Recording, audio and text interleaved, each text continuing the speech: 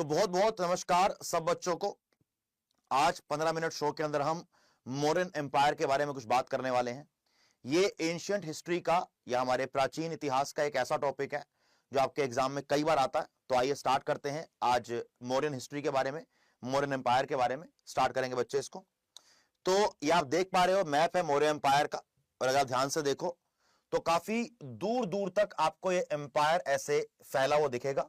Almost पूरा India यानी कि south India, east India, waste India, यहां पर आपका ये गांधार तक, कांधार तक आपको ये पूरा का पूरा मौर्यन एम्पायर आपको फैला हुआ दिखता है। ये मौर्यन एम्पायर अगर हम ध्यान से देखें तो केवल 3 राजाओं के द्वारा इतना ही दूर दूर तक फैलाया गया था। वो शुरू के 3 राजा हैं, जानेंगे उनके बारे में आगे वो तीनों कौन कौन से हैं। तो अगर मुगल मौर्य साम्राज्य की अगर बात करी जाए तो मौर्य साम्राज्य की स्थापना चंद्रगुप्त मौर्य ने कौटिल्य की सहायता से की थी।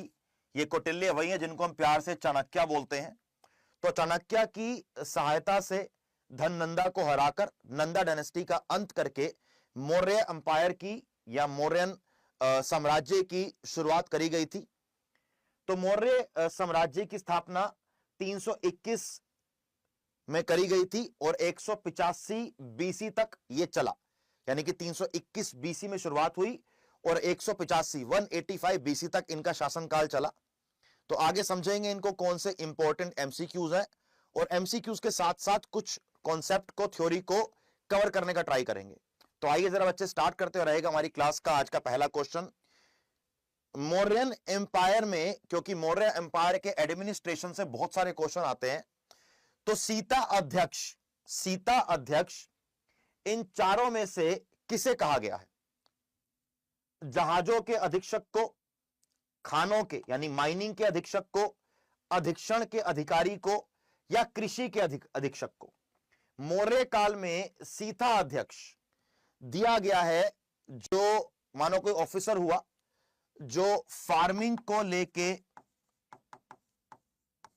रिलेटेड है, यानी कि फार्मिंग को लेके अगर कोई ऑफिसर है तो उसको सीता अध्यक्ष का टाइटल दिया गया है, या सीता अध्यक्ष बेसिकली एक पोस्ट है। तो yes, the correct answer is option number D is correct. Option number D is correct. अगला क्वेश्चन आइए मेरे भाई। Which official are appointed in Mauryan empire for preaching of dhamma, यानी कि धर्म। धम्मा का मतलब होता है धर्म। धर्म की प्रीचिंग करने के लिए, धर्म को आगे तक फैलाने के लिए, धर्म के प्रचार के लिए मौर्य काल में इन चारों में से किसको अपॉइंट किया गया था? यह बात हम लोग जानते हैं। जब हम